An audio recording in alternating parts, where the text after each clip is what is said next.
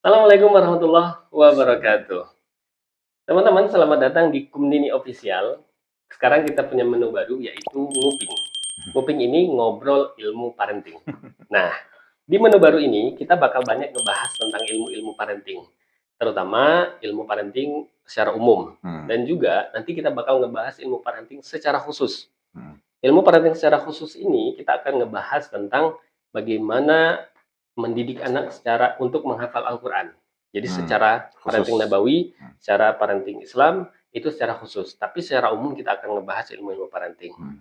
Nah, kebetulan nih, di acara nguping kita yang pertama ini, saya ditemenin sama Hmm. Ustadz Fadil Nah, Maki. Alhamdulillah. Assalamualaikum Ustadz. Waalaikumsalam warahmatullahi wabarakatuh. Sehat saja, Alhamdulillah. Alhamdulillah. Alhamdulillah. Nah, teman-teman, Hmm, sedikit perkenalan nih. Ustadz Fadil Maki ini adalah salah satu ustadz yang juga fokus dalam ilmu parenting, hmm. terutama parenting nabawi, Nabawi. parenting islami gitu. Terutama juga lebih fokus lagi kalau saya lihat beliau ini parenting yang gimana cara mendidik anak-anak menjadi hafal Quran. Hmm. Betul Ustadz ya? Iya. Nah, tanpa berlama lagi, kita langsung ngobrol-ngobrol aja nih Ustadz. Kita Oke. ngobrol-ngobrol santai bareng sama teman-teman penggemar. Hmm. Waduh, Penggemar. fansnya Kumnini Official nih. Ustadz, gimana pendapat Ustadz tentang ilmu parenting itu sendiri, Ustadz? Tentang ilmu, Tentang ilmu parenting. tentang ilmu parenting. Baik. Masya Allah. Apa kabar semuanya, teman-teman kami yang dirahmati Allah, sahabat ini semuanya? Pertanyaan mengenai apa pendapat saya tentang ilmu, apa pendapat saya tentang ilmu parenting, yakni ilmu pendidikan di sini ya. Ilmu parenting merupakan salah satu ilmu yang harus dipelajari oleh setiap orang tua muslim. Oke. Yang harus dipelajari oleh setiap Setiap orang tua muslim. orang tua muslim. Kenapa? Karena wajib bagi orang tua, wajib khususnya bagi ayah sebagai pemimpin rumah tangga itu untuk menjaga dirinya dan menjaga anak-anaknya dari api neraka. Oke, oke, oke, oke. Qu anfusakum wa ahlikum Nah, nara. Maka ilmu parenting itu mengajarkan kepada kita bagaimana cara kita untuk menjaga keluarga kita, menjaga istri dan menjaga anak agar tidak jatuh ke dalam neraka. Sehingga setiap rumah tangga muslim wajib bagi mereka. wajib Ustadz ya. Kita ulangi lagi nih. Setiap rumah tangga muslim wajib bagi mereka untuk mempelajari ilmu parenting. Oke. Nah, Ustaz, ilmu parenting itu wajib untuk dipelajari. Cara belajarnya bagaimana? Nah, ini yang akan nanti kita bahas Betul, betul. lebih jauh. Ada juga yang cara belajarnya mungkin nggak belajar ke Ustadz, belajar dari ayahnya. Ya, nggak apa-apa. Yang penting kan belajar. Atau belajar dari nenek, atau belajar dari neneknya. Minimal dia paham dulu, ini anak saya nggak sholat, saya biarin, atau saya tegur, Betul. atau saya kasih hukuman. Nah, ini merupakan bagian dari ilmu parenting. Kalau dia nggak belajar, nanti dia akan membiarkan anak dia terus. Sehingga menurut ilmu usul fiqih, makna ku di situ itu fi'il amr, perintah yang bermakna jagalah. Berarti perintah di sini kaidah mengatakan asal dari perintah itu merupakan kewajiban. Oke. Jadi kalau ini perintah tidak ada qarinahnya, tidak ada saya coba sedikit mempermudah ya bahasa di sini ya. Tidak ada dalil lain yang menjadi penentangnya, maka asal dari dalil yang berisi perintah tadi hukumnya wajib. Karena itu wajiblah bagi kita setiap orang tua untuk mempelajari ilmu parenting agar anak-anak kita tidak sampai terjebak dalam melakukan maksiat, tidak juga meninggalkan perintah yang telah diwajibkan kepada mereka ketika mereka telah mencapai masa baligh. Nah, kesimpulannya, ilmu parenting merupakan ilmu yang wajib dipelajari oleh setiap orang tua muslim. Cara belajarnya bagaimana? Nanti kita akan bahas lagi. Oke, Demikian ya. oke. Nah, menarik nih. Berarti ada kata-kata wajib ya. Wajib untuk dipelajari oleh setiap orang muslim. Setiap ayah dan ibu, setiap orang tua itu wajib mempelajari parenting karena penting banget. Apalagi ayah tadi itu saya tekanin. Ayah Ustaz ya. Oke. Begini Ustaz. Kalau kita ngomongin parenting, mungkin di dunia sekarang ini kita mengenal psikologi ada mungkin parenting ya, banyak. Tapi di dalam Islam sendiri ada nggak sih parenting itu Ustaz? Dan juga kalau ada nih, kalau ada mungkin teman-teman nih, penerapannya seperti apa? Masya Allah. Di dalam Islam ada atau tidak ilmu parenting? Betul. Ketika kita mengatakan hukum, mempelajari ilmu parenting itu dan juga mengaplikasikannya adalah suatu kewajiban, tentunya pasti ada dalam Al-Quran. Pasti ada. Tentunya Oke. pasti ada. Baik dari Al-Quran ataupun dari hadis. Baik dari Al-Quran ataupun dari hadis. Al-Quran pertama sekali membicarakan mengenai parenting, seingat saya ada juga di surat Al-Baqarah. Bagaimana orang tua menyusui anaknya, kemudian memberi pakaian kepada anaknya. Ini belum terlalu detail. Nanti ada di surah An-Nisa ayat juz keempat. Surah An-Nisa juz keempat, kalau kita pakai mushaf Madinah ada di halaman 16-17. Di situ Allah tegaskan kepada kita, hendaknya kita merasa takut dan merasa khawatir meninggalkan anak-anak kita dalam keadaan lemah. Lemah di sini baik lemah dari segi materi, lemah juga dalam segi ilmu agamanya. Kemudian kita beranjak ke surat-surat selanjutnya, surat Luqman, sangat detail menjelaskan mengenai ilmu parenting. Kemudian kita buka hadis, banyak sekali. Sampai dalam satu kitab Syekh Suwaid sendiri, beliau menjelaskan ada puluhan hadis yang isinya itu mengenai parenting. Paling simpel saja, Nabi SAW mengajarkan kita agar menyuruh anak untuk sholat di umur 7. Itu nggak boleh main-main lagi. Kalau udah umur 10 tahun dia meninggalkan sholat, kita pukul. Tentunya dengan adab di sini mukulnya ya.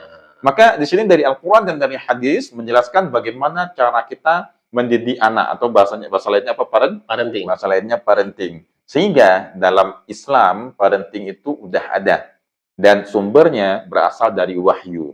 Nah, kira-kira demikian. Masya Allah. Penerapannya, Zat? Kalau penerapan parenting dalam Islam seperti apa tadi? Nah, penerapan parenting, penerapan dalam segi umum atau segi khusus?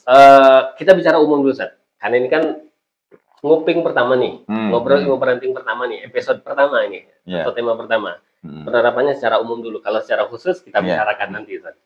Penerapan secara umum tentunya kita harus paham dulu dari kapan dimulainya parenting. Oke. Apakah ketika anak belum lahir, atau setelah lahir, atau ketika anak berumur 2 tahun, atau ketika setelah di atas 2 tahun, setelah menyusui.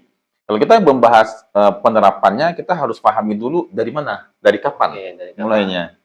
Dalam salah satu kitab, seorang ulama menjelaskan, ulama ahli parenting nabawiyah juga, beliau menjelaskan, kita mulai pertama sekali mengamalkan parenting nabawiyah ini, kita mulai ketika memilih pasangan hidup. Masya Allah. Jadi belum lahir tuh anak. Ya.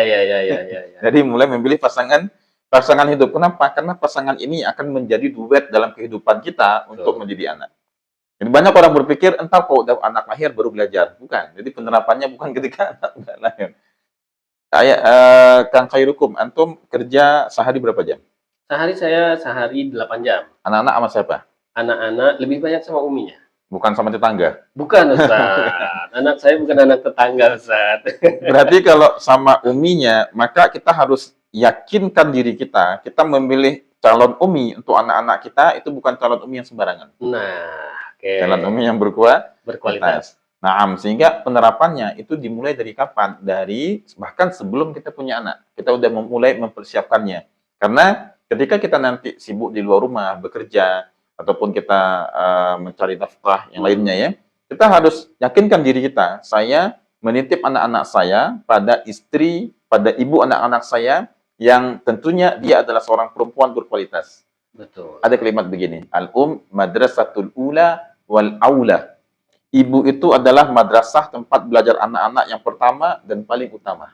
Paling utama, oke. Maka yakinkan, kita nggak sembarangan memilih calon istri dan juga calon ibu bagi anak-anak kita. Demikian. Untuk yang jomblo pesannya kena banget nih.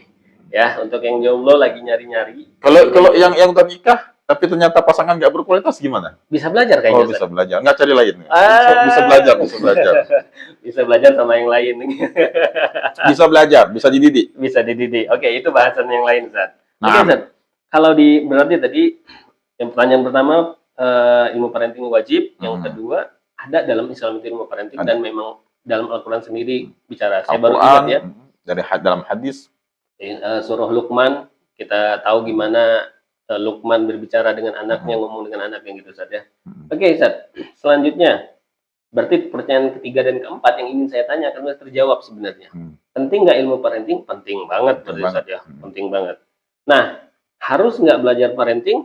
Ya, harus. Hukumnya tadi harus. Harus, Ustaz ya, belajar parenting. Nah, Ustaz gini.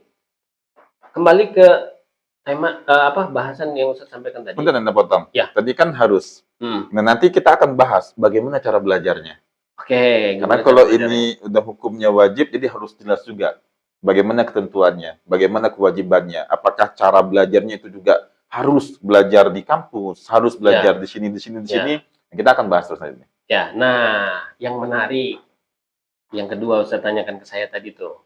Kalau terlanjur memilih, misalkan ada teman-teman di luar sana yang mungkin terlanjur memilih pasangan yang mungkin rada-rada gitu Ya. Ustaz ya. Bahasanya seperti apa ya? Rada-rada lah Ustaz ya.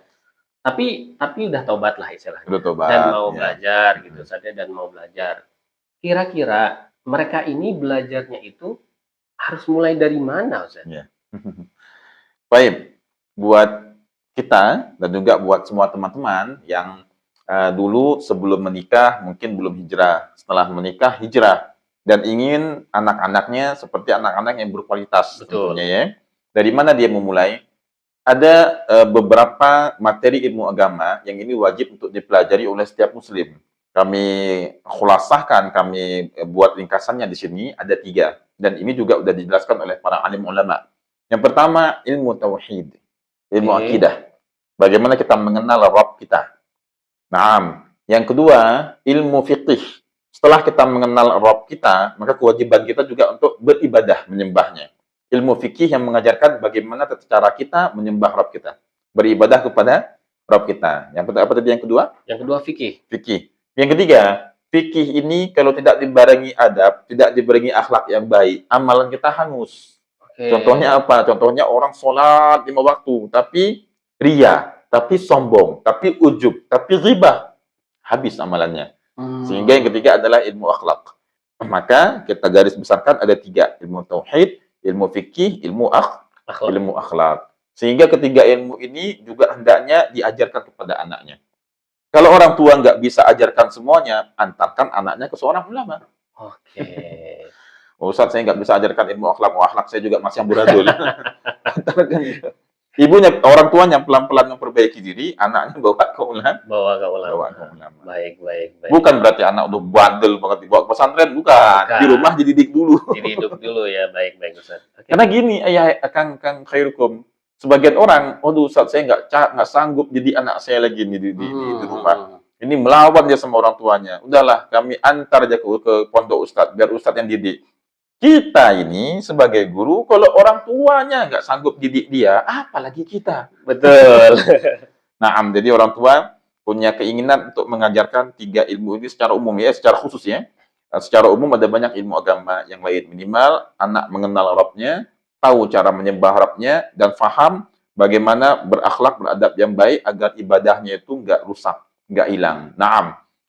Ajarkan sebatas mampu orang tua tadi. Kalau orang tua udah nggak mampu lagi, antarkan dia ke pesantren. Masya Allah. Bukan anak bandel, bukan. Bukan ya. Orang tua udah sibuk, nggak bisa ngajar lagi, terbatas kemampuan. Tapi intinya teman-teman semua, kalau misalkan ternyata ada yang salah pilih di awal dulu, masih bisa diperbaiki, masih bisa belajar. Gitu Ustaz ya. Oke Ustaz. Ini Kang, belajarnya bisa nggak lewat YouTube? Bisa Ustaz. Bisa. Tauhid, fikih, akhlak tadi kan? Bisa, tapi mungkin lebih baik ada guru kayaknya Ustaz. Pendapat saya Ustaz. Nah, lebih baik ada guru, itu paling utama. YouTube, Google, dan semua media sosial itu sebagai sarana penunjang. Betul. Gitu teman-teman ya.